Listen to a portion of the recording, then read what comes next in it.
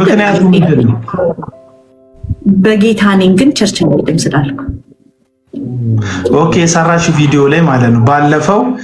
ባለፈው እንደ የሆነ ቪዲዮ ሰርተሻል መሰለኝ አይ ቲንክ ለሆነ ሰው ለዛ ቪዲዮ መልስ ሰጥቶ ነው ብሎክ ስላደረኩት አላየውም።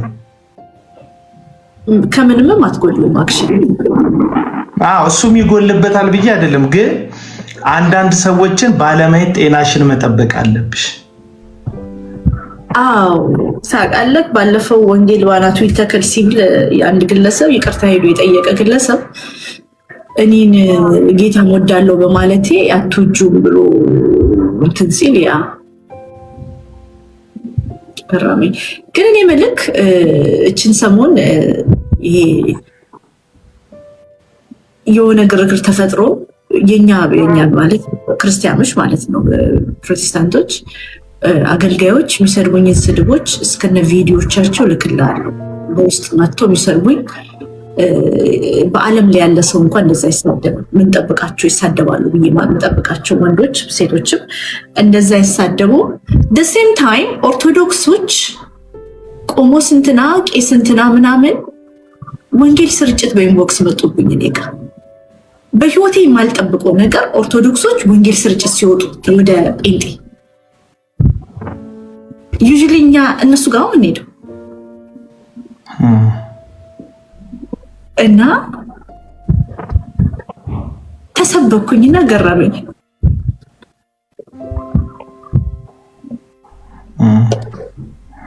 እና ከወገኖች ከክርስቲያኖቹ ስድብ ከደሞ እንትን ካልጠበቅሻቸው የኦርቶዶክሳውያን እምነት ተከታዮች ደግሞ ስብከት ወደ እግዚአብሔር ወደ እውነተኛው ቤተክርስቲያን ተመለሽ የሚል ስብከት ሰማሽ እና ነገርየው የተገላቢጦሽ ሆነብሽ። ከግምትሽ ውጭ ስለሆነ ነው ነገርየው። ማልጠብቀው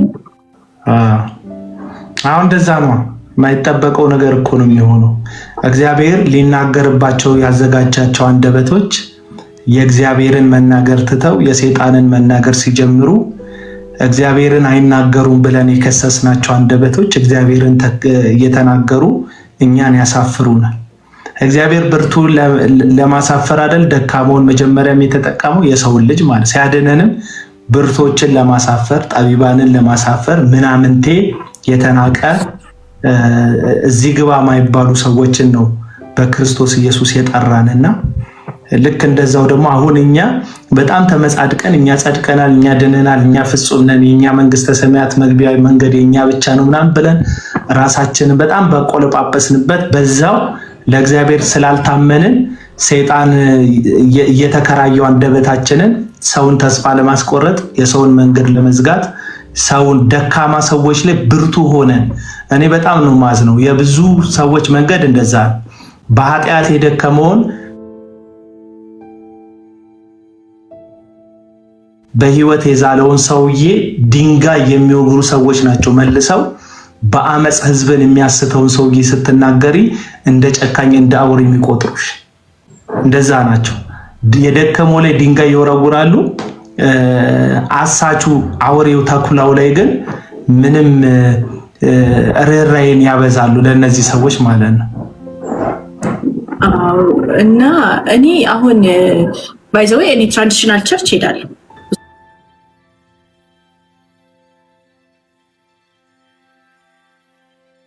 እኔ ከክርስቲያን ቅዱሳን ጋር ጉዳይ የለኝም። እኔ በጣም ወዳቸው ቅዱሳንን ግን አሁን ቤተክርስቲያን ሲሄድ ቲያትር ነው የሆነብኝ። ለምሳሌ ድመት ትፈወሳለች፣ ደቂቃ የጎደለው ደቂቃ ይጨመርለታል ከሚስቱ ጋር።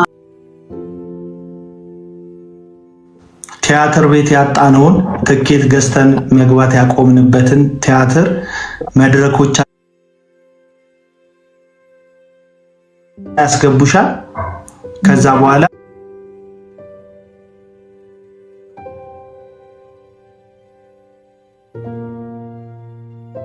በአስራትና በመባ ያንጣጡታል የትኬት ክፍያው። አንድነታቸው ከቲያትር ቤት ጋር ደግሞ የሚያመሳሰላቸው ነገር ምንድነው? ቲያትር ቤት የሚዘጋጀው ድራማ የሚዘጋጀው ጭውውት የመድረክ ላይ ጭውውት የሚሰነብተው የተመልካቾቹ ፍላጎት ያክል ነው። ተወዳጅ ከሆነ ሰዓት ይጨመርለታል፣ ጊዜ ይመረቅለታል። መድረክ ላይ አመትም ከአመትም በላይ ሊቆይ ይችላል እንደ ተወዳጅነቱ ማለት ነው። ለምን ህዝብን ስለያዘ ትኬት ስላስቆረጠ የቲያትር ቤቱን ገቢ ስላስቀጠለ የሰውን ፍላጎት ላይ ተመስርቶ ማለት ነው። ልክ እንደዛ ሁሉ አሁን ላይ እነማን ምን ቢነገራቸው ደስ ይላቸዋል የሚል የሰውን ልብ የማስደሰቻ ስለሆነ የአዳራሽ አገልግሎት በተለይ አሁን ሰሞኑን ጠፍቶ እናንተ ሀገር የመጣ ሰውዬ አለ ጄፒኤስ የሚባል ሰውዬ እዚህ መንግስት ፍቼ ሰላሌን የተናገረውን ነገር ተመልክቶ መንግስት በህግ ቁጥጥር ስር ሊያውሎ እንደፈለገ ሲያውቅ ያው ሰሞኑን አሜሪካ ስለነበረ ከወራት በፊት ቪዛውም ስላልተቃጠለ ደግሞ የዲፕሎማት ፓስፖርትም ስላለው ላጥ ብሎ አሜሪካ ሸሽቶ ሄዷል ሰውየው ማለት ነው። እሱም ነገር አለ እንግዲህ በይቅርታ እሱ ሰውዬ መድረክ ላይ ነው ድመት የሚፈወሰው ካየሽ ድመት የሚፈወሰው እንዲህ ዝንጥ ብዬ የመጣሁት እንድታየ ነው አትታይ የምትሉኝ ሰዎች እታያለሁ ይላል። ከዛ ገንዘብ ሰጣችሁኝ ባረክን የምትሉኝ ሰዎች እናንተ አይደሉም የምትባርኩኝ በረከት ከካህን ነው የሚወጣው እኔ ነኝ ካህኑ እኔ ነኝ የምባርካችሁ እንጂ እናንተ አትባርኩኝም የሚል እኔማ የሚታሰር መስሎኝ ጨንቆኝ ነበረ በነገርሽ ላይ ለምን ይወጣል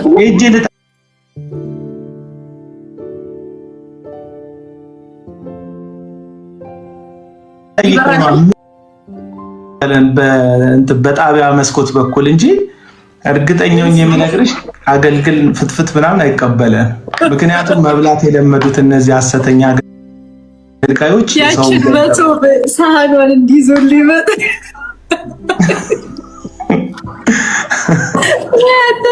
እኔ ግን አሁን እሱ ሰውዬ ስቲል እኛ በህግ እንዲጠየቅ እየጠየቅን ነው። ብዙ ሰው እየጠየቀ ነው።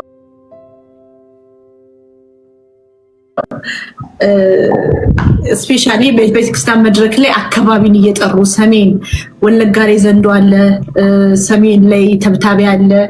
አሁን ደግሞ ፍቼ የጠንቋይ ሀገር ነው፣ ሰላሌዎች የጠንቋይ ሀገር ነው ያላቸው። እንዲህ ይባላል በቤተክርስቲያን መድረክ ነው። ቤተክርስቲያን የኃጢያን የወደቁ የደከሙ የተቸገሩ ሰዎች መጠለያ ነው። ሴፈስት ፕሌስ ነው አይደለ? እና ቤተክርስቲያን የተሰደዱ ሰዎች የሚገቡባት ቤተክርስቲያን አሁን አሳዳጅ እየሆነች ገብቷል። በቃ መድረክ ላይ ማህበረሰብ ይሰደባል። አካባቢ ተጠርቶ ምንም ያላረጉ ህይወታቸውን እየመሩ ያሉ ሰዎች ይረገጣሉና በሱ በጣም እኔ ተከፍቼ ነበርና ይሄ ነገር እንደው አብያተ ክርስቲያናት ህብረት ያስተካክሉታል ብለህ ታስባለህ? አብያተ ክርስቲያናት ህብረት ብቻ አይደለም፣ በእርግጥ መንግስት ለሁሉም ሃይማኖት የመተንፈሻ እድል እንደሰጠ ይሰማኛል፣ ጣልቃ ላለመግባት በሰው እምነት ላይ ማለት ነው። ግን አሁን ቲክቶከሮች ከሚያደርሱት ውድመት የበለጠ እነዚህ ፊገር የሆኑ ማለት ዝም ብሎ ታብታብ አድርጉልኝ የሚል ፊገር ብቻ ሳይሆን ነብይ ፊገር፣ ሐዋርያ ፊገር፣ አፖስትልና እንትን አስተማሪ ከዛ ፓስተር ፊገር ከሌሎቹ እንትኖች ይበልጣሉ።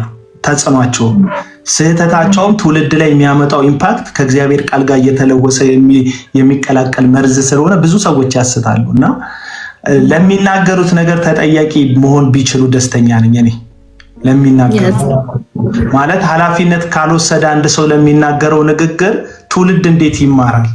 እኔ ለምሳሌው ከሄኖክ ጂፒኤስ መድረክ ላይ ቆሞ ከሚያስተምረው የበለጠ አሁን ተጠያቂ ሆኖ የህግ የበላይነትን በሱ 14ም ቀን ይሁን ይታሰር ከዛ በገንዘብ መዋስ ይፈታ፣ ግን የህግ የበላይነት የተረጋገጠባትን ሀገር ለማየት በሱፌታ መንግስት በተቻለው መጠን በህግ አግባብነት ከህግ ወጥ በሆነ መንገድ አይደለም አንቀጽ ተጠቅሶ ጠበቃም ሆነ አቃቢ ህግ ቆሞ ፍለፊት ማንም ከህግ በታች እንደሆነ የሚታይበት አንድ መንገድ ቢሆን ጥሩ ነው ብዬ ነው ማስበው። አሁን እንዲታሰር ስለምፈልግ ምናምን የሚመስለው ሰው አለ። አይደለም እስካሁን እሰሯቸው ምናምን ብዬ አላውቅም። እኔ የህግም ጩኸት ጩኸ አላውቅም እና እንደዚህ አይነት ንግግር ግን አንድ አካባቢን የሞቀት አሁን ጆሲ የሚባል አለ። ጆሲ የሚባል ነብይ ነኝ የሚል አንድ ጀማሪ ገማች አለና እሱ ሰውዬም እንዲሁ ሰሜን አካባቢ ዘንዶ ብሎ የጠቀሰው ልጅ ማለት ነው። የሰሜን አካባቢ ዘንዶ አለና ሰሜን አካባቢ የሚጎበኘው አክተሮች ሲመጡ ታዋቂ ሰዎች ሲመጡ ወደዛ የሚሄዱት ወደ ይመስላል ግብር ለመገበር ነው። ኢሜጁን የሚያጠፋ ነው የሀገር ኢሜጅ። አሁን ለምሳሌ ሰሜን የኢትዮጵያ አንዱ አካል ነው። እኛ ሀገር የሚጎበኝ ነገር የለም እንዴ ይላል። ይሄ ልጅ ከሰሜን ውጪ ሀገሬ ብሎ የሚያስበው የራሱ ሀገር አለው። እኛ የምናውቃት ሀገር አንድ ኢትዮጵያ ነው የምናውቃት። ሰሜን አላት፣ ደቡብ አላት፣ መሀል አላት፣ ግራ አላት፣ ቀኝ አላት። እኛ የምናውቃት ሰፊ ሀገር ነው ያለ የኛ ሀገር ኢትዮጵያ ማለት ነው። ይቺ ኢትዮጵያ እንትን ያስተጋባል ሚት አደርጋለሁ። ይቺ ኢትዮጵያ በጣም ሰፊ ናት እና በተለይ ደግሞ ከውጭ ከምንዛሬ ከገንዘብ ምንዛሬ አንፃር ሰሜን ትልቅ ድርሻ አለው በኢትዮጵያ የቱሪዝም አገልግሎት ላይ በምንም ብንጠቅሰው ማለት ነው። ታሪካዊ ነገር መጎብኘት ይፈልጋሉ ፈረንጆች። ኢትዮጵያ ከ300 ከ400 ዓመት በፊት ያለ የቤት የኪነ ህንፃ ጥበቧ የት ላይ እንደነበረ ማወቅ ይፈልጋሉ። የሺህ ዓመት ታሪክ ያለው የአክሱም ሐውልትን መጎብኘት ይፈልጋሉ። ትልልቅ ጦርነቶች ተካሂደዋል። እነዛ ጦርነት የተካሄደባቸውን ሜዳዎች እንደ ታሪክ ሙዚየሞች መጎብኘት ይፈልጋሉ እና የተለያየ አለ። እሱም ደግሞ ሰሜን ብቻም አይደለም ያለው፣ ወደ ደቡብ አለ፣ ወደ ምዕራብ አለ፣ ወደ ምስራቅም አለ። የተለያየ ታሪኮች አላት ኢትዮጵያ እና ይሄንን ራሱን ችሎ ከአጋንንት ጋር እየይዞ የሚሄደው ሰው ሁሉ ለአጋንንት ግብር እየገበረ ነው የሚል ሰው ላይ ክፉ መርዝን መርጨት ገባሽ? የሀገርን ቱሪዝም ራሱ በሚጎዳም እንደሆነ መታሰብ አለበት። እነዚህ ሰዎች የሰው ኪስ ሲገቡ ዝም ተብለዋል። አስራት ብለው ህዝብን ሲያደህዩ ዝም ተብለዋል። ተፈውሳቸዋል እያሉ መድኃኒት እያስጣሉ የሰው ሲገሉ ዝም ተብለዋል። ከዛም አልፈው ደግሞ በማይመለከታቸው እግዚአብሔር ሳይነግራቸው እየገቡ የሰው ትዳር ሲያፋርሱ፣ የሰው ቤት ሲበጠብጡ ዝም ብለዋል እና አሁን አቅማቸው አድጎ ገባሽ አቅጣጫ እየጠቆሙ የሰሜንን ህዝብ የሚሰድቡ፣ የሰላሌን ህዝብ የሚሰድቡ፣ ኦሮሚያን የሚሰድቡ፣ አማራ ክልል የሚሰድቡ፣ ትግራዋይን የሚሰድቡ ከአመፅ ከክፋት ጎን ቆማለን ብለው የሚቆሙ አይነት ሆነዋልና መጠየቅ ማስታገስ ካልተቻለ እነዚህን ሰዎች ቢያንስ ፍርድ ቤት እንደሚቆሙ ማወቅ መቻል አለባቸው። ላይታሰሩ ይችላሉ። ክርክር እኮ ሊያሸንፍ ይችላል። አሁን ሄኖክ ጄፒኤስ ተከሶ ቀርቦ የሱ ጠበቃ አሳማኝ ነገር አምጥቶ አይ እንደዛ አይደለም ያለው ብሎ ካሳመነ ፍርድ ቤት እኮ በሰላም ሂድ ሊለው እኮ ይችላል። አናቅም የህግ አፈጻጸሙን። እኛ ገብተን ይታሰር ይሞት እያለን አይደለም። አትሊስት ግን ሰው በህግ መጠየቅ አለበት። ለምሳሌ እኔ ሰው ብገል ከዛ በኋላ በጣም በቃ የልጃቸውን የገደልኩባቸው እናትና አባት የክርስቶስ ልብ አላቸው ልበልና ይቅር ቢሉኝ ህግ እኮ እኔን ይቅር አይለኝም። እነሱ ይቅር ብለውኛል። ህግ ግን ይጠይቀኛል፣ የራሱ መጠየቂያ መንገድ ስላለው። የሰላሌ ህዝብ ቂመኛ አይደለም፣ ይሄን ሰውዬ ይቅር ይለዋል። አሁን እንዲጠይቀው እንፈልገው የሰላሌ ህዝብ ሳይሆን ህግ እንዲጠይቀው ነው የምንፈልገው። የሰላሌ ህዝብ ምህረት ያደርግለታል። ገባሽ? ለምን ማንም ሰው ላይ ቂም የሆነ አካባቢ እንዲይዝበት አንጠይቅም። የሰላሌም ህዝብ ቂመኛ ነው ምናምን አንልም። የምህረት ልብ አሉ። በባህሉ በኦሮሞ ባህል ወግ ይቅርታ ሊያደርግለት ይችላል። ህግ ግን በህግ አግባብ ሊጠይቀው፣ ያንንም የክስ ማቅለያ ተደርጎ ሊታይለት ይችላል። እንደ ክስ ማቅለያ ህዝቡ ምህረት አድርጎለታል ተብሎ ማለት ነው። ግን ህግ ሊጠይቀው ይገባል። 2 ቀንም 3 ቀንም ሰው ፍርድ ቤት ሲቆም ነፍስሽ ትረካለች። ለምሳሌ እኔን እንዳገተ የተጠረጠረው ግን እኔ እርግጠኛ የሆንኩበት ያ አጋቼ ፍርድ ቤት ቀርቧል። ገባሽ? በ150 ሺህ ብር ዋስ ነው የወጣው። ተፈቷል አይደል? አይወለው እዚህ 16 ቀን የታሰረው በ150 ሺህ ብር ዋስ ነው የወጣው። እና ይኸውልሽ እኔ ነፍስ ውስጥ ፖሊስ ስለያዘው ፌደራል ፖሊስ ስለያዘው ከዛ ፍርድ ቤት ስለቆመ የፍትህ እርካታ እንደተሰማኝ ታውቂያለሽ? ኦኬ። የፍትህ እርካታ አሁን ታስሮ ምናምን እንዲፈረደበት ልጆች አሉት ምናምን መቀመቅ እንዲወርድም አልፈልግም። አንድ ሰው ታስሮ እንዲበሰብስ አልፈልግም። ይሄ እንደዚህ አይነት ሜንታሊቲም የለኝም። ግን አንድ ቀን ፍርድ ቤት ሰው ሲቆም ፍትህ ውስጥ ይረካል። ቤተሰብ ልጁ የሞተበት ቤተሰብ ገዳዩ ተይዞለት ፍርድ ቤት የቀረበ ቤተሰብና ገዳዩ ያልተያዘ ቤተሰብ እኮ አንድ አይነት አይደለም። ፍትህ ሰዎችን ያረጋጋል፣ ያረካል። ለዚህ ነው እግዚአብሔር የፍትህ አምላክ የሆነው። አንዳንድ ጊዜ ይዳኘንና ያረካናል፣ ውስጣችንም በሰላም እንዲቆይ ያደርገዋልና ሁልጊዜ ፍትህ ለሰው ልጆች እርካታን ይሰጣል። ለዛ በፍትህ የተሰደብን የሚሉ አካሎች መርካት አለባቸው ብዬ አስባለሁ። መርካት አለባቸው ብዬ አንዳንዶች ይላሉ ይቅርታ ጠይቁ የለ እንዴ ከይቅርታ በላይ ምን አለ? እስቲ ሂድና አንገት ቁረጥና ከዛ ይቅርታ ይሄን አንገት መስሎኝ አይደለም ጎመን መስሎኝ ነው የቀነጠስኩት በልና ይቅርታ ጠይቅ። ከዛ ዝም ትባላል። በዚህ በኦሮሚያ ቱሪዝም ላይ በጣም ብዙ ስራ ተሰርቷል። ሰላሌን ቪዚት እንዲደረግ ሰላሌን አካባቢ ብዙ የባህል ኢቨንቶች አሉና እሱንም ሰዎች ቪዚት እንዲያደርጉ ብዙ ስራ ተሰርቶ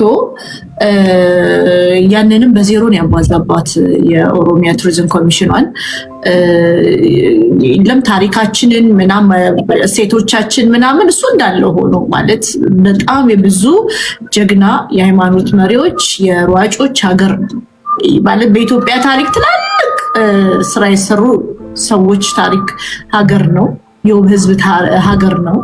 ከዛም በተጨማሪ ደግሞ ሰላሌ ቪዚት ሰላሌ እንደውም ቪዲዮዎች ፖስት ነበረ። በጣም የኦሮሚያ ቱሪዝም ቢሮ ብዙ ስራ ሰርታለች።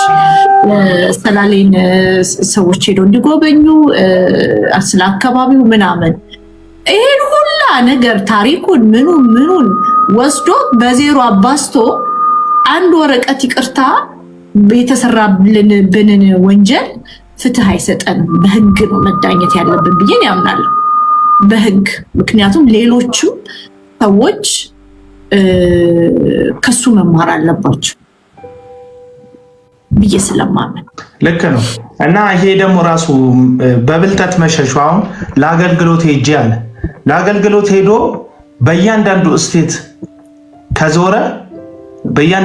ከዞረ አመት አልሞላው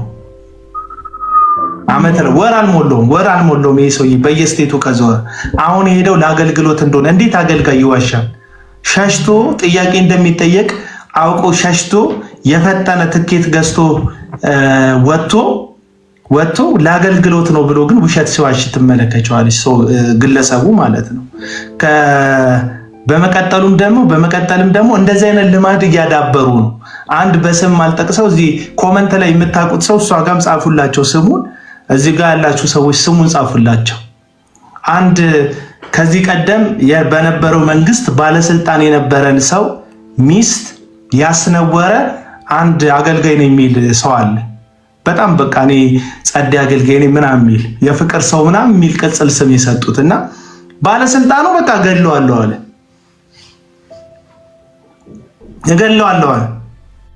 የፍቅር ሰው ሚስቱን ያለችው ኖ አይደለም። የፍቅር ሰው ይሉታል እንደ ቅጽል ስም በይው እና ከሚስቱ ውጭም ስለሚሄድ ነው መሰለኝ የፍቅር ሰው የሚሉት። በቃ ፍቅሩ ለሁሉም ነው የሚፈሰው ሰውየው ሞልቶት ፈሰሰ። እሺ አምልጦ ሄደ። ባለስልጣኑ ፈልጉት ድንገት አምልጦ አሜሪካ ገባ። ከዛ ሽማግሌ ላከ። ሄኖክም ያንን ሊያደርግ ነው ሄደው። ምን ያደርጋሉ? እዚህ ወንጀል ይሰራሉ፣ የሆነ ነገር ያደርጋሉ። ከዛ አሜሪካ ይሸሹና የሽማግሌ ናዳ ይልካሉ፣ ባለስልጣን ይልካሉ። አሁን ፍቼ ሰላሌ በሬዎች ሊላኩ ይችላሉ የሀገር ሽማግሌዎች ጋር። ዝም ብለሽ ስሚ። ከዛ ለአባገዳዎች ምናምን እንትን ሊደረግ ይችላል፣ ስጦታ ሊሰጥ። ጋቢ በጋቢ ነው ሰፈሩን የሚያደርገው። ምክንያቱም ከህዝብ የተወሰደ አስራትና መባ ስም ግንባታ ስም ኔቨር ጊቭ አፕ ይላል። ጊቭ አፕ አታደርግም እንደንተሰ ይደጋግም። አቤል ክፉነ ሜላት ክፉነሽ የሚል የምትለዋል ልጅ ነው ያስታወስኩኝ። አስሬ ክፉነ አንዴ በል ክፉ አንቺ ሀሜት የምትይዋ ሴትዮ አንዴ በይ በቃ። ስድብ ቀያይሩ፣ ቢያንስ እንዳልቦልካችሁ ስድብ ቀያይሩ። እኔ አዳዲስ ነገር ይመቸኛል። ዝም ብሎ አንድ ነገር የሚጠዘጥዘኝ ሰው አልወድም። ቀያይሩ። አሁን በአንድ ዙር ሀሜተኛ ካላችሁ በሁለተኛው ዙር ክፉ በሉኝ። ከዛ ይፈልጋ እየቀጣ አዳዲስ ተሳደቡ። እሺ ደስ ይለኛል። ከሷን ብሶ ቦልከኝ አለች። እኔ እኮ የሰውን በጎ ፍቃድ የማከብር ሰው ነኝ። እሺ ቀጥላለሁ። እና ይሄ ሰው ሸሽቶ ሄደ። ከዛ እንትን ሽማግሌ ተላከ። ምን ተባለ? ከዛ በጣም የሚያከብራቸው ሰዎች ሲበዛ በቃ ይቅርታ አድርጌለታለሁ ሲባል መጣ። ምን እንደተደረገ አጠብቂ። ኤርፖርት ሲመጣ የእግዚአብሔር ሰው ሊመጣ ነው ብለው ጥበብ ቀሚስ የለበሱ ቪኤት የደረደሩ በግራና በቀኝ አበባ የያዙ ሰዎች ዝሙት ፈጽሞ እኮ ነው ሄደው ሰውየው። ለወንጌል አገልግሎት አይደለም የተሰደደው የሰው ሚስት አስነውሮ እኮ ነው ሄደው። ከዛ እናቴ ስሙን እየጻፉት ነው አንዳንድ ሰዎች ያውቁታል ታሪኩን ማለት እና ከዛ የእግዚአብሔር ሰው ናን ተብሎ እናቴ ወደዚህ ወደዚህ እያሉ በክላክስ ታጅቦ በምናምን የእግዚአብሔር ሰው አይደለም የተመለሰው፣ እርኩስ ሰው ነው የተመለሰው። ትዳሩን ያረከሰ ሰው ነው የተመለሰው። ከሚስቱ ውጪ የወላወለ ሰው ነው የተመለሰው። ያረከሰ ሰው ነው የተመለሰው። የሰው ትዳር ያረከሰ የራሱን ትዳር ያረከሰ ሰው ነው የተመለሰው። እና ይሄንን ብቻ አይደለም። ባለፈው ደግሞ እዩ ጩፋ እንደዚሁ እዩ ጩፋ ስሙን ልጥቀስ። እዩ ጩፋ እንዲሁ ከካውንስሉን ተሳድቦ ነበር።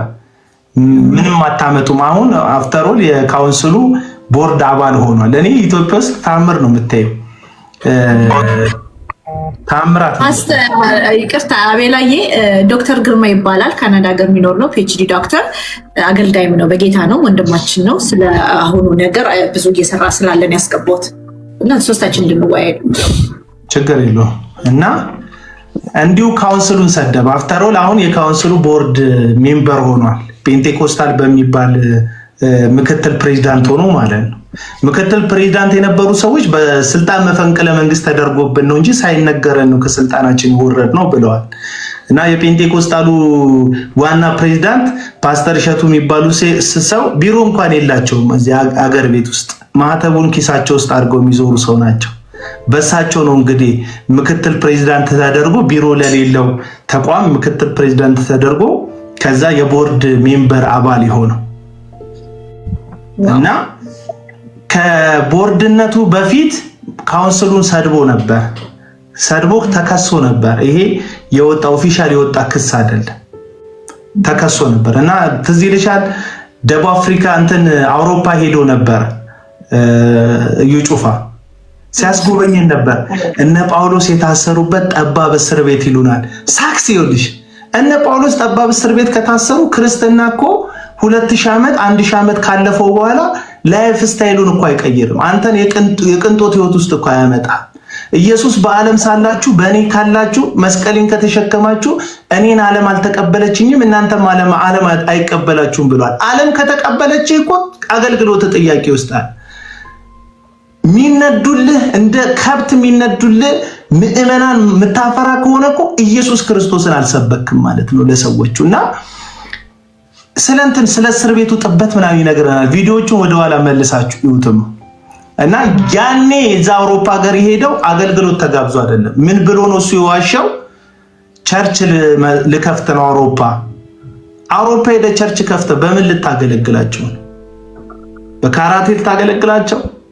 በምን ልታገል? ዘይት ስቲከር ፎቶ ለጥፈ 1000 እና 2000 ፓውንድ ልትሸጥላቸው ነው? በምን ልታገለግላቸው? ከዛ ይኸውልሽ ሽማግሌ ተላከ ካውንስል ቢሮ ውስጥ በንብርክክ ሽማግሌዎቹ ምናምን በንፉቅቅ ሄደው እባካችሁ በቃ ምህረቴ እድል ይሰጠው፣ ይቅርታ ይጠይቃል፣ መግለጫ ይሰጣል። በቃ እሱም እንደዛ ተብሎ በምህረት ነው የገባው። ይኸውልሽ መማፀኛ ከተማቸው ናት አሜሪካ። አሁን በሄኖክ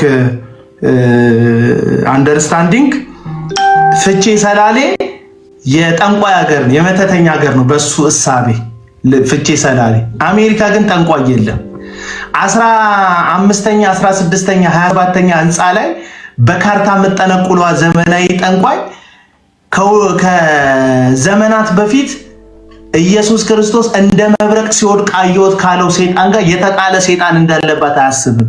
ዝንጥ ያለ ልብስ ስለምታደርግ G+25 ቢልዲንግ ላይ ስለምትኖር በካርታ ስለምትጠነቁል ገባሽ አይደል? የአሜሪካ ጥንቆላ መንገድ ስታይሉ ለየት ስለሚል ፍቼ ሰላሌ ጥንቆላ ሀገር አሜሪካ ሀገር ጽድት ያለች ሀገር ነው የሚመስለው። ሲጀመር እባብ ዘንዶ የሌለበት ሀገር አለ ወይ? እውነቴን እኮ ነው። መጽሐፍ ቅዱስ ዓለም በክፉ እንደተያዘ እናውቃለን ይላል እኮ። አሜሪካ በክፉ የተያዘች እኮ ናት። አሜሪካ በክፉ የተያዘች፣ አውሮፓ በክፉ የተያዘ እኮ ነው። ሰይጣን እኮ ምድርና ሞላዋን እኮ እንደ ግዛት እኮ ይዞ ህዝብን ሁሉ ረግጦ በኃጢአት ቀንበር እየተጫወተበት ያለ እኮ ነው። በተለየ መንገድ ላይ እኮ ቁጭ የሚል ሰይጣን እኮ የለም። ስፔሲፊክሊ በቃ እዚህ ነው መኖር የሚል እኮ ሰይጣን የለም። ሰይጣን ሀገር ያለው አይመስለኝም። መጽሐፍ ቅዱስ የለውም እንደዚህ የሚባል ነገር የለም። ሰይጣን ደግሞ አንዱ ሰይጣን አላልኩም። ሰይጣን እልፍ አላፍት ሰይጣን ነው ያሉት። ሁሉ ቦታ አለ ሰይጣን። ለምን? ለማሳት ስለሆነ የሚንቀሳቀሰው ማለት ነው። ሰይጣን አለ፣ እዚህም አለ፣ እዛም አለ። እስራኤል ውስጥ አለ ሰይጣን። ቅድስት ሀገር ምናምን የምትሉ አንዳንድ ሰዎች ቅድስት ሀገር ምናምን የምትሏት እስራኤል ውስጥ ሰይጣን አለ። እና ሰይጣን የሌለበት ሀገር ኢየሱስ ክርስቶስ የት መሰለ ሰይጣን ሲያስወጣ የነበረው? እስራኤል ውስጥ እኮ ነው። ሰይጣን የሌለበት ሀገር የለም ልልህ ፈልጌ ነው። እና ይሄ ሰውዬ ግን በተለየ መንገድ ፍቼ ሰላሌ የጠንቋይ ሀገር፣ አሜሪካ ግን ጽድት ያለች ሀገር እንደሆነች ነው የሚያስበው። ለምን ይመስልሻል? ሰማያዊ አይደለም አገልግሎታቸው፣ ናፍቆታቸው የእግዚአብሔር መንግስት አይደለም።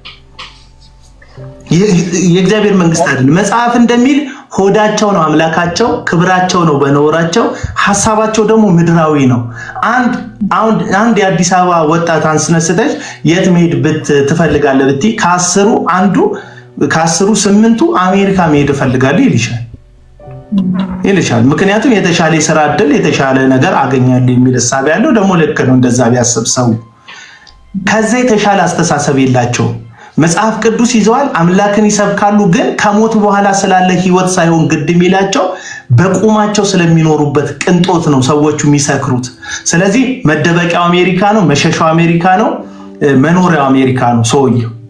ተረዳሽኝ አይደል? እና ልክ ቅድም ያልኩሽ የባለስልጣን ሚስት ያስነወረው ሰው አሜሪካ ሄዶ ሽማግሌ እንደላከው፣ እዩ ጩፋ አውሮፓ ሄዶ ሽማግሌ እንደላከው፣ እንደዚሁ ደግሞ ጄፒኤስ አሜሪካ ሄደው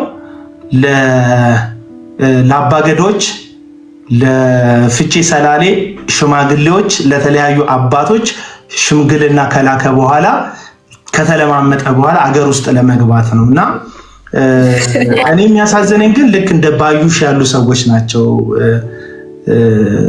ልዕልቲ ባዩሽ ኮላተራል ዳሜጅ በቃ እሷ ምስኪኗ የትም መንቀሳቀስ ማችሏ ተነግሯት ቢሃይንድ ሲን እንዲበይ ተብላ ምስኪንየዋ እሷ የሁሉም ገፈጥ ቀማሽ ትሆናለች ማለት ነው። በጣም በቃ የሚያሳዝነኝ ይሄ ነው። ሪያሊቲውን ሰው መቀበል አይፈልግም። ስለ ብልጽግና ይሰብኳችኋል፣ እግዚአብሔር ይባርካል ይሏችኋል። ብቸኛ ተባራኪ አዳራሽ ውስጥ ግን መድረክ ላይ ማይክ የጨበጠው ሰውዬ ነው። ሪያሊቲ ትባረካለህ ገንዘብ ስጥ ይላል፣ የሚባረክም የሚወስደው እሱ። በትክክል አንዷ ፓስተር ሜርሲ ትባላለች፣ እኛ አካባቢ ነበረች እና ምን አለች? ያለችው ማለት ነው እናንተ ከተማ ነው ያለችው፣ እኛ ሰፈር ነው የመጀመሪያ ቸርቻቸውን እንትን ያሉት የከፈቱት እና እንደ ድንገት እቃ ሲያወርዱ እኔ በልጅነት ጊዜ ላይ ወንበር አውርጄላቸዋለሁ፣ ገና ቸርች ሳይጀምሩ ማለት ነው። ከመኪና ላይ ወንበር ከወረዱላቸው ሰዎች መካከል አንዱ ነኝ እና ምን አለች ባለፈው አንድ እንትን ላይ አስራት ኢንሹራንስ ነው አለች። አስራት ከፍለሃል ማለት ምንም በህይወት አደጋ እንዳይደርስ ይደረጋል እንጂ የተለየ ነገር በአስራት አታገኝም ማለት። ኤክስትራ ነገር ከፈለክ ኤክስትራ ለእግዚአብሔር መስጠት አለብህ አለች። እግዚአብሔር ምን አይነት አምላክ እንደሆነ እንደሚያስቡ አይተሻል። እግዚአብሔር ልክ የሴኩሪቲ ካምፓኒ እንዳለው ነው እነዚህ ሰዎች የሚያስቡት። ከዛ አሜሪካ ሲስተም ገብቶላት ነው። አዎ የሴኩሪቲ ካምፓኒ አለው። ከዛ የሆነ ኢንሹራንስ አለው። የላይፍ ኢንሹራንስ ከከፈልሽ ወይ አደጋ ሲደርስብሽ ወይ ስትሞች ብቻ ነው ብር የሚሰጥሽ አይነት ነገር ነው። በቃ ለዛ ብቻ በቁምሽ እያለ ገንዘብ መቀበል አትችይም አይነት ነገር ነው። እና እግዚአብሔር አስራት ስንሰጠው ነው የሚጠብቀን የሚል ትምህርት ነው የሚያስተምሩት እነዚህ ሰዎች። ጓደኞችሽ አለች በብልጠቷን ብልጠት ጓደኞችሽ ነይ እንዝናና ካፌ ቢሉሽ አይ መክሊትሽን ሊያስጠሉሽ ነው፣ ታቦትሽን ሊያሰብሩሽ ነው። ምን እያለች መሰለሽ? የሻይ ቡናውን ስጪ እያለች ነው መዝናናቱን ትተሽ። እሷ ካፌ ለካፌ ሆቴል ለሆቴል ነው የምትዞሩ፣ በጣም ትልልቅ ሆቴል ነው የምትዝናናው። እሷና ቤተሰቦቿ በጣም ብዙ ሰዓት ብዙ ገንዘብ ያወጣሉ። ግን ምእመኑን ምን ብላ ትሰብካለች? አስራታችሁ ኢንሹራንሳችሁ ብቻ ነው። ከዛስ ኤክስትራ መኒ ስትሰጡ ደግሞ የሻይ ቡናውን ስትከፊ ደግሞ እግዚአብሔር ይባርክሻል የሚልና የኛ እግዚአብሔር እንትን ቶምቦላ ሎተሪ አይደለም። ካልቆረጥክ አይደርስም የሚል አምላክ አይደለም ያለ። ቶምቦላ ሎተሪ ካልቆረጥክ ቆርጠህ እደኛ ካልሆንክ አይደርስም ነው የሚልክ ቶምቦላ ሎተሪ። እግዚአብሔር ግን ገባ ሳትጠይቀው መጽሐፍ ቅዱስ ሲናገር ምህረት እንኳን ለወደደ ለሮጥ አይደለም ይላል እኮ። ምህረት በጣም ተገብቶን አሁን አንዳንድ ሰዎች ይመስለናል ሃይማኖተኛ ስንሆን መጽሐፍ ቅዱስን ስንይዝ ኢየሱስን መውደድ በውስጣችን ሲኖር ከሌላው ከጓደኞቻችን በተለየ መንገድ እግዚአብሔርን ስለምናፈቅረው ይመስለናል እኮ። አይደለም። እግዚአብሔር ራሱ ነው ያንን ፍቅር ያደረገብን ያንን መነሳሳት ውስጣችን የከተተው እንጂ እኛ ማነን? የወደቅን ከእግዚአብሔር የተጣላን ሰዎች እኮ ነን። እስቲ ቆይ ዶክተር ግርማ ሐሳብ ዶክተር ግርማ እንደምን ዋላችሁ? ልዕልቲ ሰላም ዶክተር፣ እንኳን ደህና መጣ። ቅድም ይቅርታ ምናምን እያልኩኝ እጽፍብህ ነበርና ምጽፈው ግን አንተ መቃወም ሳይሆን ይቅርታ አስፈልግም የሚል ነገር ለማለት ፈልጌ ነው። ምናልባት እንትኑን አይተህ ከሆነ አይ ቲንክ ታች ያሉት ሞዴሬተሮችም ሚውት አድርገውኝ ነበረ። በኋላ በውስጥ ሚውት አድርገውኝ ነበር። አቤት ብዬ ነው የተከፈተልኝ በሩ። ቴንኪው ልዕልቴ። ቅድም ያልከውን መረጃ ልሰጥ ይፈልጋለሁ። እዛ ላይ አንደኛ አንዳንድ ቃላቶችን እሱም ለማምለጥ የሚሞክራቸውን ነገሮች አይቻለሁ። ሰሜን አሜሪካ ልዕልቲ ለሄኖክ ቪዚት ደርሶት አይደለም፣ ኢንቪቴሽን አልተላከለት። መረጃ አለን። ይሄ ኢንቪቴሽን ተልኳል ከተባለ የአሜሪካ ኤምባሲ መንግስት መርምሮ ማግኘት ይችላል። ኢንቪቴሽኑን የላከ የትኛው ቤተክርስቲያን ነው የሚለውን ደብዳቤ ልከናል ወደ ኢትዮጵያኛ። ተጠይቆም ነበር እዛ ያሉት የህግ ሰዎች። የአሜሪካን ኤምባሲ ኢንቪቴሽኑ ተልኮ ከሆነ የአሜሪካ ኤምባሲ አለው ማለት ነው። አሜሪካ ኤምባሲ የለውም። ነገር ግን ምን አለው? ከዚህ በፊት ተመልሶ ውጭ ሀገር ተመላልሶ ስለሚያገለግሉ የረጅም ጊዜ ቪዛ አላቸው። የ2 ዓመት አይ ቲንክ ቪዛ ስላላቸው ቪዛ አላቸው ማለት ያለምንም ኢንቪቴሽን ኤኒ ታይም ተነስቶ መሄድ ይችላሉ። እና ኢሚዲየት ኤመርጀንሲ ቲኬት ገዝቶ ነው የመጣው። ቲኬቱ መጣራት ይችላል። አስቸኳይ ጊዜ ነው የገዛው። ቲኬቱ የተገዛበት ቀን ቲኬቱ ተይዞ ጠለቅ ያለ ምርመራ ሊደረግበት ይችላል። አያመልጥም ሰውየው። ስለዚህ እቺን ነገር ማስቀመጥ ፈልጌ ነው። ምክንያቱም ምናልባት እዚህ ውጭ ሀገር ያሉ ሰዎች ከለላ ለመስጠትም ይሞክራሉ ይመስለኛል።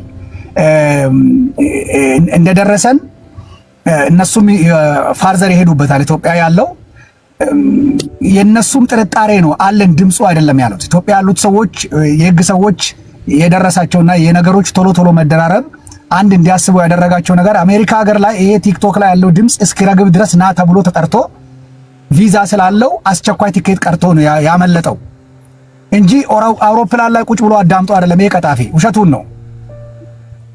ኦኬ አቤሌ እሱ ነው።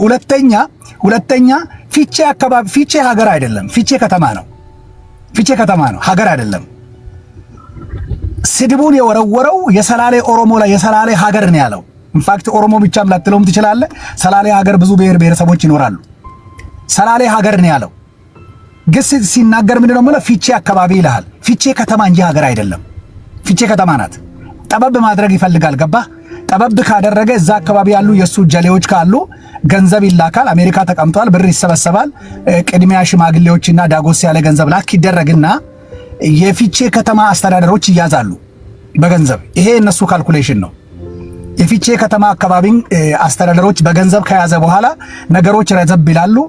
የፊቼ ከተማን አስተዳደር ይዝና ወደ ኦሮሚያ ክልል ይሄዳል። ወደ አዲስ አበባ ክልል ከተማ አስተዳደር ይመጣና ነገሮች ረዘብ ሲሉ ለይቅርታ ተዘጋጅቶ ካሳ ከፍሎ ለማብረድ ለመዘጋጀት ነው አሜሪካ የመጣው። ይሄ ቀጣፊ ለዝግጅት ነው የተመጣው። ይሄ በግልጽ ሊታወቅ ይገባል። ይሄንን ነው ለማረጋገጥ ከተፈለገ የትኛው ቤተክርስቲያን ናት ኢንቪቴሽን የላከችው? ኢንቪቴሽኑ በዚህም ሰዓት አንዳንድ ጊዜ ምን ይሆናል መሰል አቤሌ፣ ከዚህ በፊት የነበረ ኢንቪቴሽን ኮት ሊያረጉልም ይችላሉ። ኢትዮጵያ ግን እንዲህ ነው የምታረገው። የተደረገው ከዚህ በፊት የነበረ ኢንቪቴሽን እንኳን ደርሶት ቢሆን የፕሮግራሙ ጊዜና ዓላማ ተጠቅሷል እዛ ደብዳቤ ላይ። ያ ጊዜና ደብዳቤ የትላንትናውን የሄኖክን ከአገር መፈርጠጥ ፕሮግራም ያካትታል የሚለውን ታጣራበታለህ። አመልጥም ገባ ካልኩሌሽኑ በዚህ ደረጃ ህዝብን መናቅ ተገቢ አይደለው። ለዚህ ነው ይሄን ሰውዬ ፈልጎ አፈላልጎ ጠንከር ያለ የህግ አለንጋ እንዲገርፈው ማድረግ የሚጠቅመው እንደሱ አይነት የትምህርት ቤት እንደተማሩ የማይታወቁ ሰዎች ከዚህ በኋላ በኢትዮጵያ ህዝብ ላይ መሳለቃቸውን እንዲቆሙ ያደርጋል። ይሄ ትልቅ እንትን ነው እና ይሄንን መጠቆም ፈልጌ ነው። ግብዣው የቪዛው የ2 ዓመት የ3 ዓመት ሊኖራቸው ይችላል። ሞስት ፕሮባብሊ የ2 ዓመት ነው የሚኖረው። በዛ ነው የተነሳው። ግብዣ አልደረሰው ነገሩ ሲሆን ብትሄድ ይሻላል ተብሎ ተመክሮ ነው። እዛ ያሉ ልመክረው ሊሆን ይችላል። ከዚህ ጋር ተመቻችቶ አንድ ላይ ሆነው ሰውየውን አውጥተውታል ቲክቶክ ላይ ያለው ነገር እንዲበርድ። ስለዚህ ቪዛውም ይሄንን ይመስላል። ኢንቪቴሽን ነበረ ከተባለ የአሜሪካ ኤምባሲ ኢትዮጵያ አለ፣ ዶክመንቱ መመርመር ይችላል። የፊቼ ከተማን በተመለከተ የፊቼ ከተማ እንጂ ሀገር አይደለች። የሰደበው የሰላሌን ኦሮሞ ህዝብን ነው። ሁለተኛ በቋንቋ እንደተሸወደ አድርጎ እንደተተረጎመበት አድርጎ መናገር ይፈልጋል። አይደለም፣ ሙሉ እንደወረደ ያለ አንዳች ኤዲቲንግ ቃሉን ሰምተነዋል። ምንም ኤዲቲንግ አያስፈልገውም፣ ትርጉምም አያስፈልገውም። ቃሉ ቁልጭ ብሎ ተቀምጦ የጠንቋይ ሀገር ነው፣ ሀገሩ የጠንቋይ ሀገር ነው የሚለው። ሀገሩ የመተተኛ ሀገር ነው የሚለው። ይሄን ወዴት ነው የምትተረጉመው? ምንም እኮ ትርጉም አያስፈልገውም። ራሱ የተቀመጠ ቃል፣ ይሄ ከሱ ውስጥ የወጣ ቃል። ስለዚህ ይሄ ነው። ሁለተኛ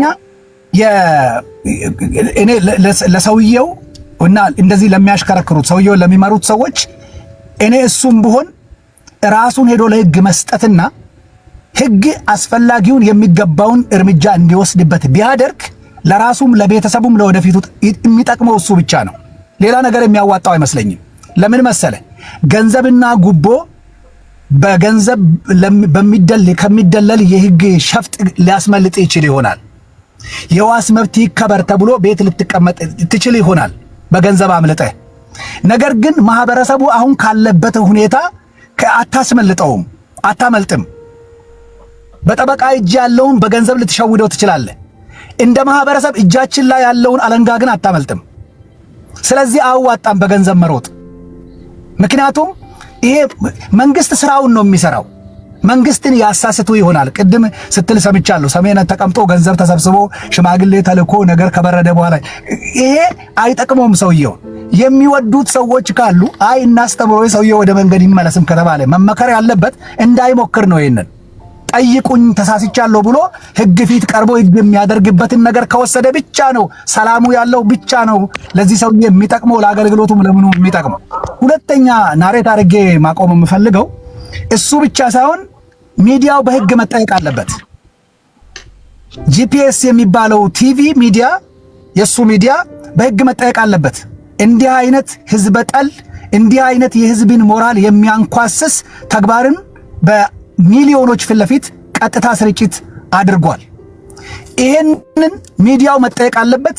የቤተ ክርስቲያኒቷ አመራሮች ለፍትህ መቅረብ አለባቸው። ይሄን ሚዲያ የሚመራውም ሆነ ቤተ ክርስቲያኒቷ ራሷ ቤተ ክርስቲያኒቷ እንዲህ አይነትን መሪ ለማስመለጥ የጻፉት ደብዳቤ ወንጀል ለመደበቅ የሞከሩበትን መንገድ ነው የሚያሳይ። አቤል ይሄ ማምለጫ መሆን የለበትም። ስለዚህ ሶስት ነገር ነው እኔ ያወጣው መደበኛ ድርጅታችን ያወጣውን መግለጫ ለልቲ በእጅ ይኖራታል፣ ቴሌግራሟ ላይ አለ። በሷ እጅ ግልጽ አስቀምጦታል። ኦርጋናይዜሽኑን ይጠይቃል፣ which is ቸርቹን ራሱ ነው የሚጠይቀው። ሁለተኛ ሚዲያው በዓለም ላይ በሚከታተሉት ሚሊዮኖች ፊት ለፊት ይሄንን አይነት ነውረኛ ትራንስሚት አድርጓል፣ በህግ መጠየቅ ይኖርበታል። በተመሳሳይ ግለሰቡ ለህግ ቀርቦ ህግ የሚፈርድበትን ቅጣት ማግኘት አለበት የሚሉ አቅጣጫዎችን ሰጥቷል። ይሄን ለማድረግ የሰላሌ ዞን አስተዳደርን የህግ እርምጃ ደግፈን በተጨማሪ የኦሮሚያ ክልል መንግስት፣ የአዲስ አበባ ከተማ አስተዳደር እና የፌደራል መንግስቱም ጭምር በተጨማሪ ህግ እንዲከፍቱ ቤተክርስቲያኒቱ ከአገልግሎት እንድትቆም እነዚህ አመራሮች ለህግ ቀርበው የፍትህ ጉዳዩ እስኪረጋገጥ ድረስ ማህበረሰቡንም ከእንደዚህ አይነት ሐሰተኛ አስተማሪዎች መጠበቅ አለባቸው የሚል ያካትታል መግለጫው። አቤሌ አይ በጣም ትክክል ነው። ቀደም ስለ ቪዛ የተነገረው ልክ ነው። ምን ያለቻቸው አላቅም። በካውንስሉ በኩል የዲፕሎማት ቪዛ እንደሚያገኙ አንዳንዶቹ እንደምታውቁ አላቅም። ማለት ይሄን ያልተኪዷል ማለት ነው። ይሰማል አይደል? ልልቲ ድምጼ እንትን አያፏጭማ? ይሰማል። የኔ ነው የሚያፏጨው ባይዘው እንትን ዊንድ ስላለን። ኦኬ። እና ሌላው ምንድነው ምናልባት ቸርቾች አሉ በተለይ ደቡብ አፍሪካ እና አንዳንድ ቦታዎች ላይ በሼር ገንዘብ የሚሰሩ ፓስተሮች አሉ። በሼር ገንዘብ የሚሰሩ ፓስተሮች ምንድነው የሚያደርጉት? ኢንቪቴሽን ሊሰጡት ይችላሉ። ከሄደ በኋላ አንዳንድ መድረክ ላይ ልናየው እንችላለን። ጥያቄ ከተነሳበት በኋላ እንደሄደ ማረጋገጫ መስጠት የምንችልበት ሌላው መንገድ ደግሞ ምንድነው? እንደምታውቁት እነዚህ ሐሰተኛ ሐዋርያ፣ ነቢያት፣ አፖስትል ነን፣ ፓስተር ነን፣ አስተማሪ ነን የሚሉ ሰዎች አውሮፓ ወይ አሜሪካ ወይ ሌላ ሳውዝ አፍሪካ አገልግሎት ሲኖራቸው ህዝቡ ግጥም ብሎ እንዲመጣ መጀመሪያ አገልግሎታቸውን በማስታወቂያ ነው የሚያሳብዱት።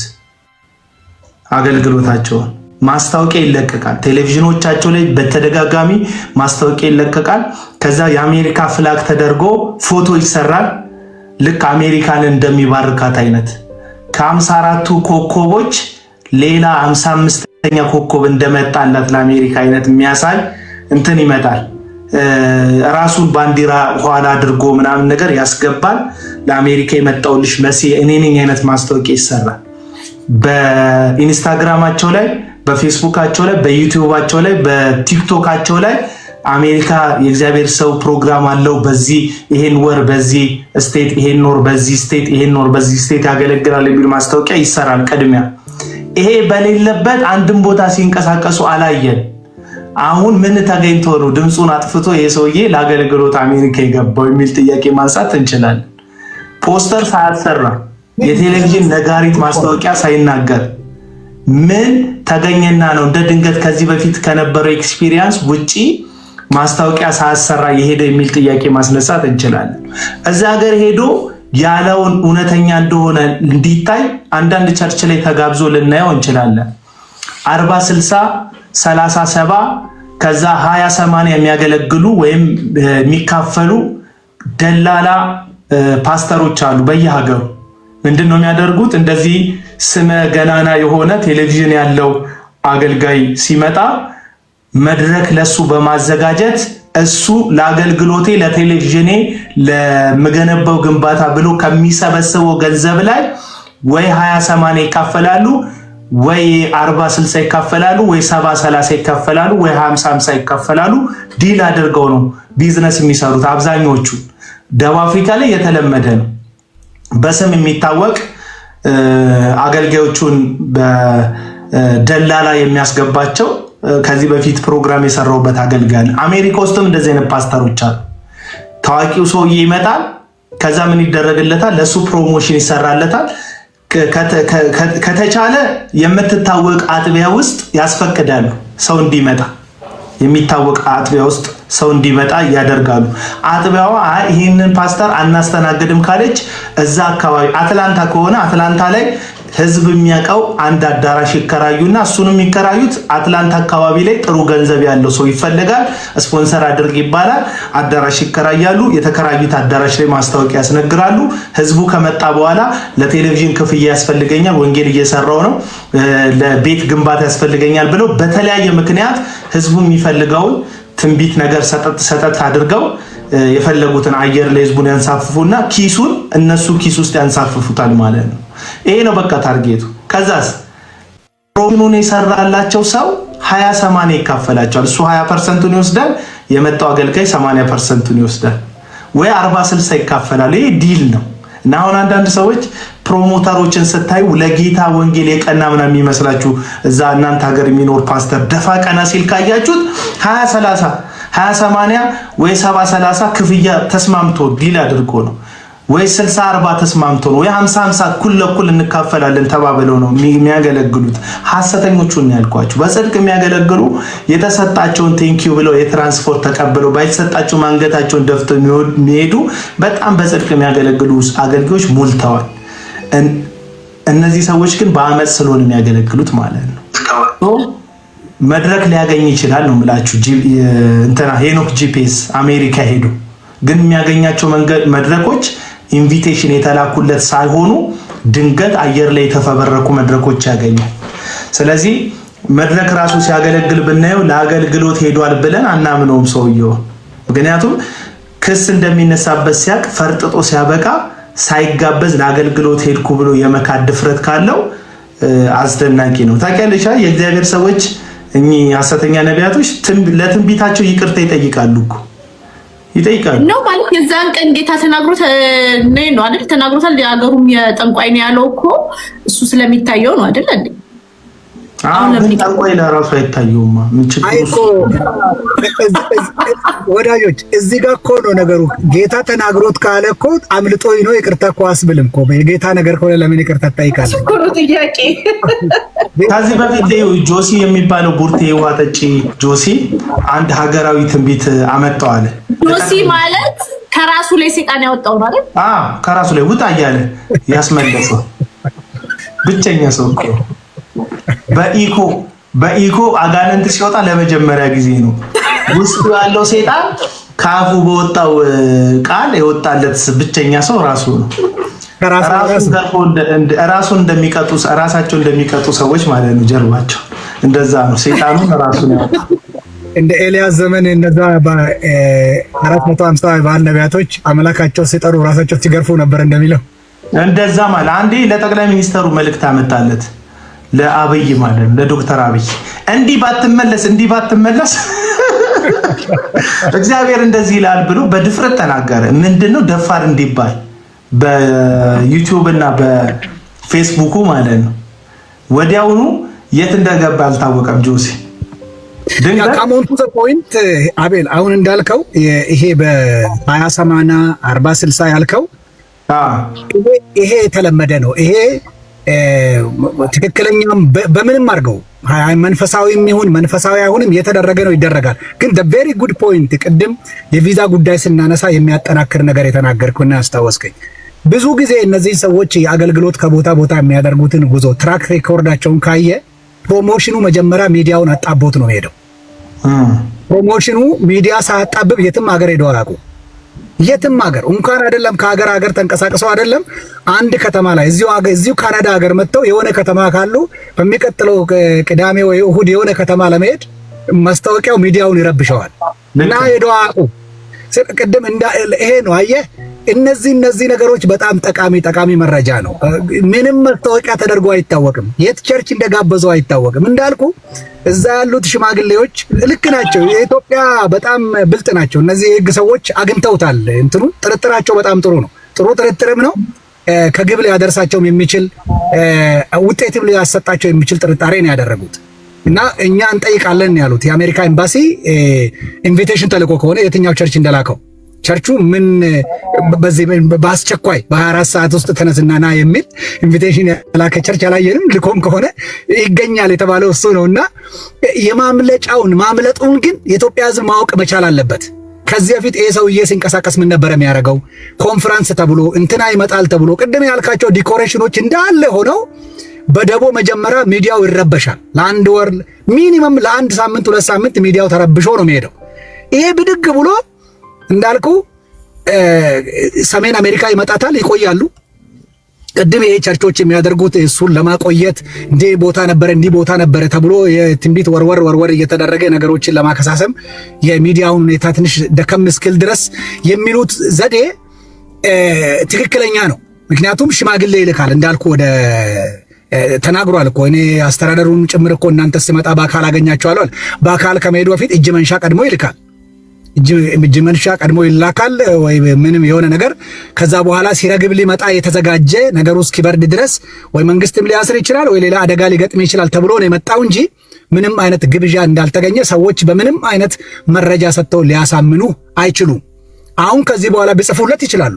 አሁን ለምሳሌ አሜሪካን ያለው አይደለም፣ አሜሪካ ሆኖ ደቡብ አፍሪካ ሊጠሩት ይችላሉ፣ የድሮ አጭበርባሪ ጀሌዎቹ ማለት ነው። እዚህ ግን ያለውበት ከተማ አሉ እዚህ ሊጠሩት ይችላሉ፣ ጊዜው ቆየት እንዲል ማለት ነው። ይሄ አሁን ከዚህ በኋላ የሚሆን አይደንቅም። ዋናው እኛ ፎከስ ያደረግነው ከኢትዮጵያ ከመነሳት በፊት አንደኛ ኢንቪቴሽን አልተላከም። እጁ ላይ በነበረ ቪዛ አስቸኳይ ትኬት ቆርጦ ነው የተነሳው። ሌላው ሴትዮዋን ቅድም ጠርታ ነበረ። ሌልቲ ባዩሽ ነው የምትባለው። ሴትዮዋ የኔ ውድ ይኸውልሽ ገተት መቅመስ ብቻ ሳይሆን ንግግሯ ሰምተሽ ከሆነ በተደጋጋሚ ሪፖርት ታመጣ የነበረች ሴት እንደሆነች እዛ ሚዲያ ላይ ሰምተሻታል። ስለ አረቄውም ከዚህ በፊት መስክር ያለው ስትል ነበረ። እቺ ለማዳ ተላላኪ ናት፣ ለማዳ ናት። ከዚህ ምንም ቢሆን ይገባታል። ምክንያቱም ኢንፎርሜሽኑ ይመጣል። ገባሽ? አንድ ሁለት አይደል? እንደዚህ አይነት ኢንፎርሜሽን የሚያመጡ ሰዎች እነሱ አሁን እሱ እኮ ህግ ፊት ቢቀርብ እኮ ሰዎቹ ከዛ አካባቢ ነዋሪዎች መጥተው እየነገሩኝ ነው ብሎ እኮ ልል ይችላል እኮ። እና ለምሳሌ እንደዚች እያለ እሷን እሳት ላይ ያስቀምጥና ሊያመልጥ ይችላል ሰውዬው። እንደዛ ሊያስበው እኮ ይችላል ካልኩሌሽን። ግን እነኛ ሰዎች አሁን ቤተክርስቲያን መድረክ ላይ እንደዚህ አይነት ተልካሻ ምስክርነቶች ለእግዚአብሔር ክብር ማይውሉ ለግለሰብ ምስክርነቶች ለምደዋል። ስፔሻሊ ደግሞ ቪውን ይፈልጉታል፣ የሶሻል ሚዲያን ማነጋገር ይፈልጉታል። እና ቀን በቀን የቤተክርስቲያን መድረክ እየወረደ ለሚስቴ ደቂቃ ጨምርልኝ፣ ፍሬ ግዙልኝ፣ በልተህ ካጠግብም ባልሽን ታንገበግቢያለሽ፣ ጮኝነት የጠየቀሽ የመሬት ደላላ ነው። በቃ ወርዶ ቤተክርስቲያን መድረክ ሙኔ መንበሩ ራሱ እንደዚህ አተው ነው። ቢብሊካል እኮ አይደለም ልልቲ ቲያትር ነው የሆነብኝ። this is not biblical እኮ መጽሐፍ ቅዱሳዊ አይደለም ይሄ እኮ። ስለዚህ እግዚአብሔር ቤቱን የሚያጠራበት እንደውም ትልቅ ኦፖርቹኒቲ ነው ብዬ ነው የማምነው። ስለዚህ ሰው አንድ ነገር ልንገራችሁ። ከ6 ቀን በፊት አንድ በጣም ትቢት የተሞላበት ኢንክራይስት ምናምን ቢሮ ጥሩ ነበር። አንድ የጻፋት ፖስት አለች እና አይቼው አዝኝበት ነው ያለፍኩት። አንድ ጽሑፍ ጽፎ ነበር። የእምነት ቃል እንቅስቃሴ እንትን ውስጥ ስለሆነ ያሉት ከ6 ቀን በፊት ምን ብሎ ጽፎ ነበር? ሄኖክ ጄፌስ እዚህ ፌስቡክ ላይ ቆይ ላሳያችሁ። ወደ ታች እየወረድኩ ነው የአሜሪካዎቹ ማስታወቂያዎች ለማየት። 6 ቀን በፊት አንድ ፎቶ አሰርቶ እንደዚህ የሚል ጽሑፍ ጽፎ ነበር። ታይሻል?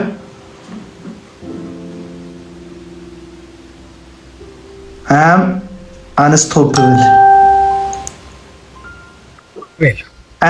አንስቶፕብል ይላል። I am unstoppable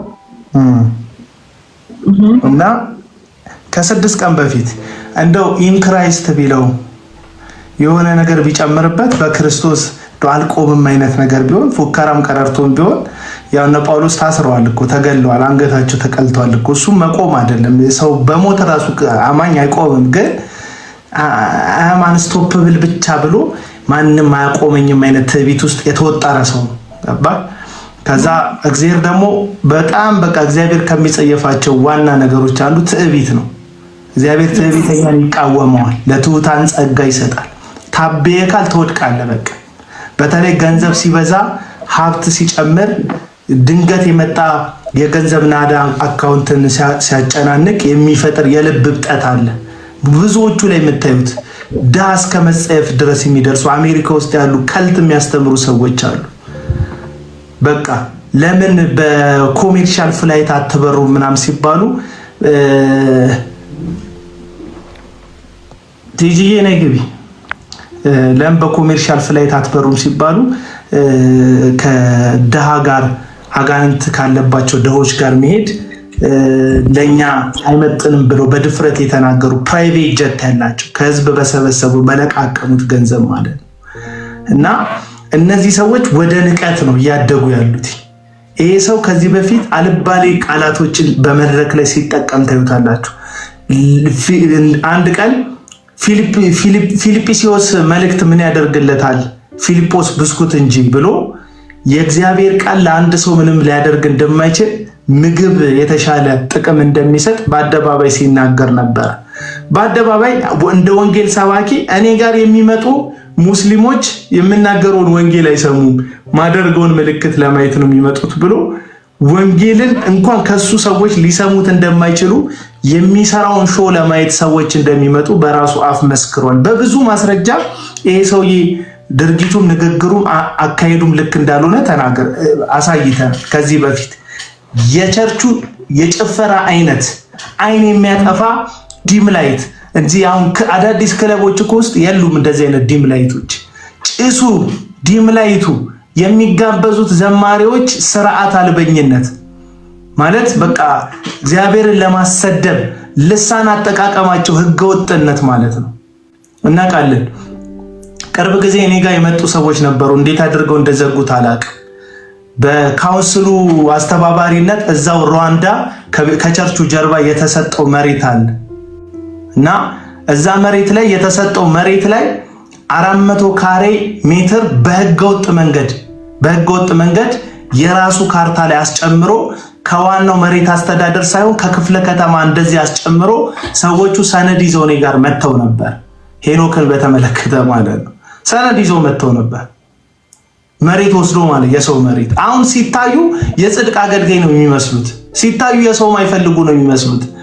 ግን ከተሰጣቸው በላይ የሰው ለመንጠቅ አይናቸውን የማያሹ የሰውን ለመውሰድ በቃ ምንም ርህራሄ የሌላቸው ራሴን ለማሳየት እኮ ነው ብልጭልጭ ለብሰው ይላል። ፒንክ ምናምን የሚለብሱት እንደው ፒንክ አሁን ይመረጣል እንደው በወንድ ፒንክ ምናምን እንዴት ዥንጉርጉር ያለ ሰው በህይወቱ አንድ ጊዜ ለሰርጉ የሚያደርገውን ልብስ በየመድረኩ የሚያደርጉት የሱፍ ምርጫቸው እንደዛ የሆነው ከሁሉ ጎልቶ የመታየት ልብ ስላላቸው ፊታቸው ሰው ለይቶ እነሱን ትኩረት እንዲያደርግባቸው ውድ ልብስ የሚለብሱት ውስጣቸው እርካታ ስለሌለ ነው። በቃ በውድ ልብስ በውድ ሽቶ ለመሙላት ነው ይፈልጉት።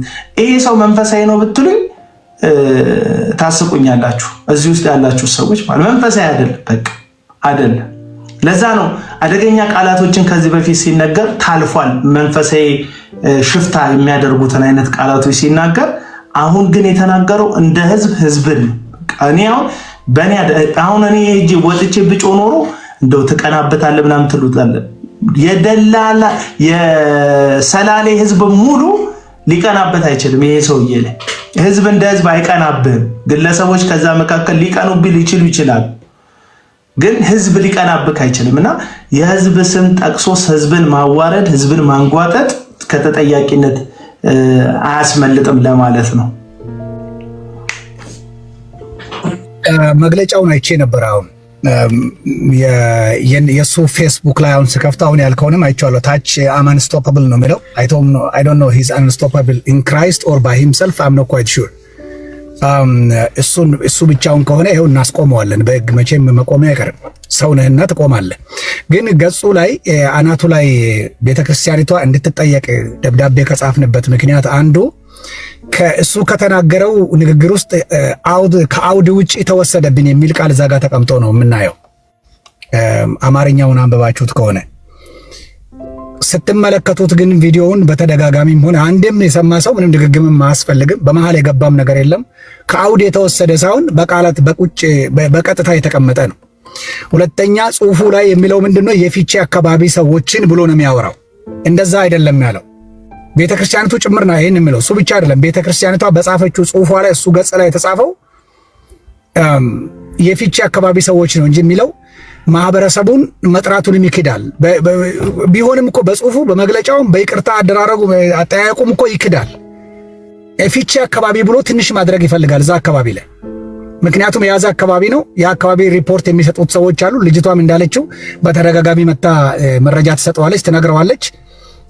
እዛ አካባቢ መጥቼ እንዲያደርግላቸዋለሁ የሚል በዛ ማምለጥ ይፈልጋል። ጽሁፉ ግን ቪዲዮ የሚለው ሰላሌ የጠንቋዮች ሀገር ነው እንጂ ያለው የጠንቋዮች ከተማ ነው ፊቼ ያላለም። ሀገር ካልክ ሀገሩን ነው የጠራው። ስለዚህ እንደ ሀገር ነው የሚቀርበው እንጂ እንደ ፊቼ የተከሰሰ ክስም የለም። ያልቀረበበትን ክስ ነው የሚያወራውና እኔ ግን ሌላ አንድ ነገር ታዝቤያለሁ። ልዕልቲ ታስታውሽ ምናልባት አይ ዶንት ኖ ሚዲያ ላይ ታችሁ ከሆነ ሰሞኑን አንድ ርዕስ አምጥቻለሁ። እኔ አንግባባም የሚል ርዕስ እኔ ዝም ብዬ ልበለው ይመስላል እንጂ አለመግባባታችን እኮ እውነት ነው። እዚህ ታች ያሉት ሰዎች በክርስቶስ ጌታ ቃሉን ሰጥቶ እኮ አፉን ክፈት ብሎታል። እግዚአብሔር ቃል እንዲህ የሚሉሽ እኮ ሰዎች አሉ።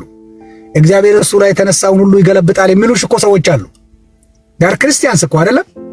አየሽ፣ በክርስትናን ስሙ ይጥሩት እንጂ የመዳኑ መንገድ ላይ አንግባባም። አየሽ፣ ወንጀለኛን ደብቆ በሌላ ቋንቋ ምን ማለት መሰለሽ?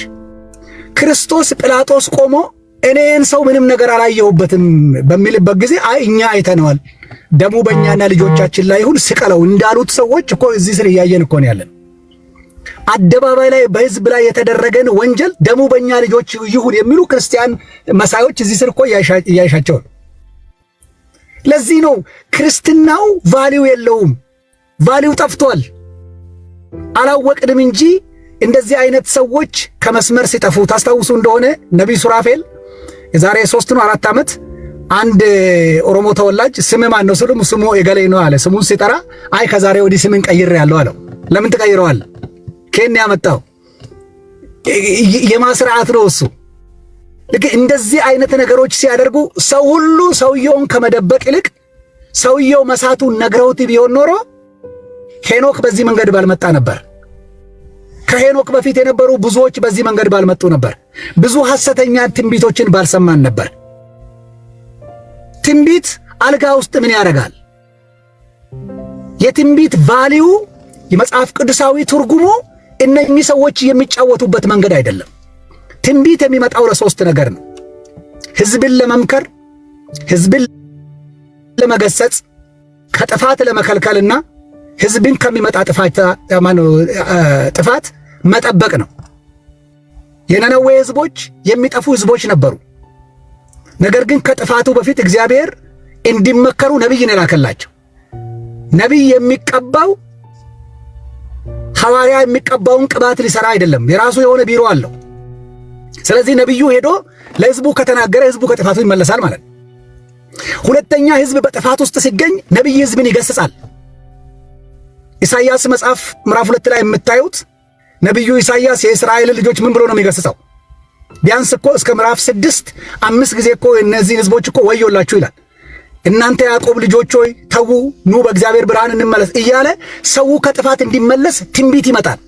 ትንቢት ሰውን ከጥፋት መመለስ፣ ሕዝብ እየሄደበት ሊመጣበት ያለውን ጥፋት እንዲያመልጥ ወደ ንስሐ እንዲመለስ ማድረግ፣ መምከር፣ መገሰጽና ማስተማር ነው የትንቢት ስጦታ ተልኮ እንጂ ዘይትና ውሃ ተሸክመህ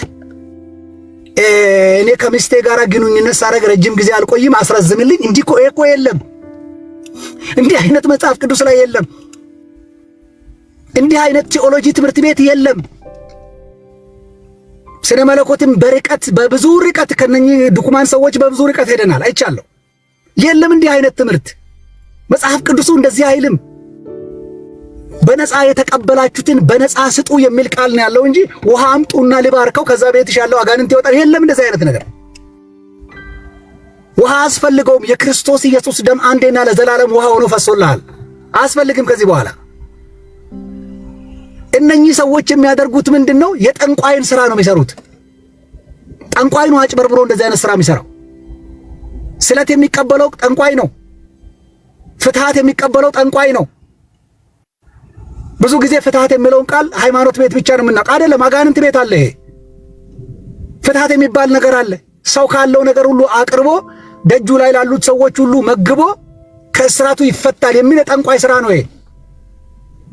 ጠንቋዮች ሰዎችን መዝግቦ አዳራሽ አስቀምጦ አውሊያው ከላዩ ላይ የሚፈርደው ሰውዬ ሰዎችን ካውንስል ያደርጋል። ይሄን ስራ ነው እነኚህ ሰዎች የሚሰሩት። ወንጌል እንደዚህ አይደለም። ወንጌል እንደዚህ አይደለም። እኔ እንደውም አዙሬ ለተሰይ እንደው በቃ እሱ እንዳለው ይሁንና ሆነ እንበልና ሰላሌ እንደዚህ አይነት ነገር ተፈጠረ አሉ። ሰላሌ ውስጥ ግን ህዝብ አለ። ወንጌል የመጣው እኮ ቤተክርስቲያን ውስጥ ያለው ጋር አብረን እንድታጨበጭብ ሳይሆን የጠፋውን ማህበረሰብ ሄደ አስተምረህ መግበህ አብልተህ በድካሙ አብረህ ቆመ መመለስ ነበር ስራው። አይደለም እንዴ? 99ኙን ትቶ አንዷ ፍለጋ ሄደ እኮ ነው የሚለው። የሰላሌ ኦሮሞ ህዝብ በጠራ ወረዳ ላይ፣ ኩዩ ወረዳ ላይ፣ ያያ ጉለሌ ላይ ህዝብ ተርቦ እኮ በዚህ ሚዲያ ላይ እኮ እባካችሁ ብለን እኮ ስንለምን ነበር። እርዱ ብለን እኮ የሃይማኖት ተቋማትን እኮ ስንለምን ነበር። ከህዝባችሁ የምትሰበስቡትን አስራት ለዚህ ድሃ ህዝብ አካፍሉ ብለን እኮ ስንጠይቅ ነበር። የምትሰበስበው ገንዘብ ብልጭ ብልጭ የምትል ነገር አቁመ ኪቦርድ አንጋግተ መድረክ ላይ ሮጠ ህዝብን ማሳት ሳይሆን ክርስቶስ እኮ ያደረገው 5000 ህዝብ እኮ ደክሞ በነበረበት ሰዓት ሸኛቸው ነው ያሉት። ሸኛቸው ሲሉት አይ ኖ መሸኘት የለባቸው አስቀምጧቸው ደክሟቸዋል ነው ያለው። ወንጌል ይሄ ነው። ክርስቶስን የምትመስል ከሆነ ይሄን ነው የምታደርገው። ድሃ ያለበት ቦታ ትፈልጋለህ። ችግረኛ ያለበት ቦታ ትፈልጋለህ። የተራበ የተራቆተ ምስኪን ያለበት ቦታ ትፈልጋለህ። ባለበት ባህላዊ ይሁን በማንኛውም ደካማ ጎኑ ልትሳለቅበት ሳይሆን አብረኸው ትገኝና አስቀምጡ እንዳለ ጌታህን ለመምሰል ካለብህ አብረኸው ሄደ አስቀምጡ ትላለህ። ጠራ ላይ ትገኛለህ። 2 ዓመት ነው ህዝቡ የተራበው። ጉለሌ ላይ ትገኛለህ። ሜታ ሮቢ ላይ ትገኛለህ። አዳ በርጋ ላይ ትገኛለህ።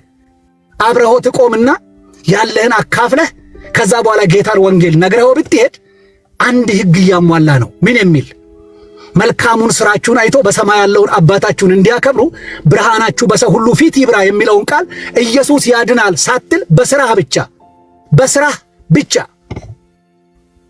ያዕቆብ ሲናገር ምንድን ነው ያለው? ከስራ የተለየ እምነት ራሱ የሞተ ነው። ለምን? ከነፍስ የተለየ ሥጋ የሞተ እንደሆነ ሁሉ ከስራ የተለየ እምነትም በራሱ የሞተ ነዋል።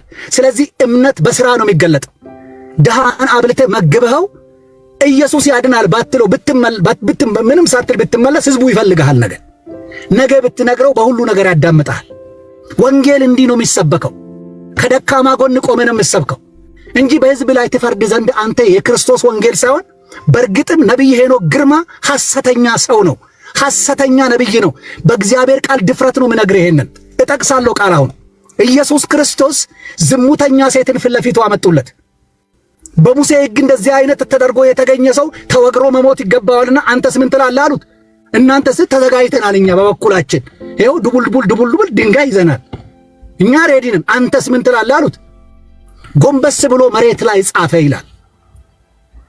ምን ብሎ እንደ ጻፈ ባላውቅም ሲጨቀጭቁት ግን ቀና ብሎ እንዲህ አላቸው፣ ከእናንተ መካከል ኃጢአት የሌለበት የመጀመሪያውን ድንጋይ ያሳርፍበት አላቸው። ከዛ በኋላ አልተከለከላቸውም፣ እጃቸውን አላሰረም ጌታ። እያንዳንዳቸው ህሊናቸው ወቅሷቸው አላ የሚያውቁት ነገር አላቸው የራሳቸው። የሴትዮ አደባባይ ታይቷል፣ የነሱ ያልታየ አደባባይ የማይታወቅ የተረገመ ተግባር አለ ማለት ነው።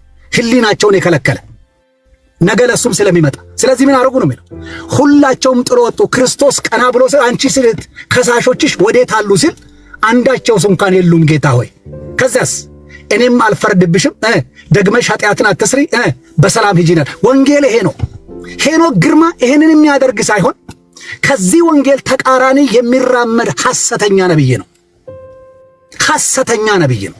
አንታይ ክራይስት የሆነ ሐሰተኛ ነብይ ነው። ባይ ዘ ዌይ ይሄንን በድፍረት ስናገር አጋንንት የሚያደርገውን የማናቅ ሰዎች አይደለንም።